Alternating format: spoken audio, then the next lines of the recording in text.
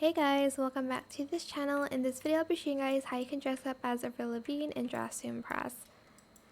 She was actually like my first ever concert ever.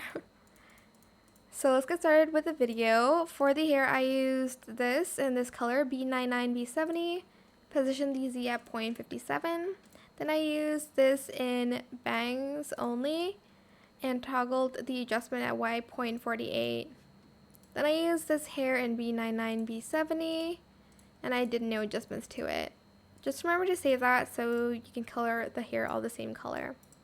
Grab the tie, whoops, and select this plaid pattern.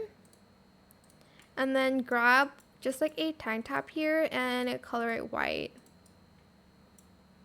Then for the shoes, I use these in No Star in black and gray for the laces. For the jeans, I use these ones in low rise with pockets. I think I used the Y2K one, I'm not sure. And for the pattern, we are going to use the camo pattern on this one. If I can just find it. Oh, here it is. And then for the belt, I just use this in white and red. And that.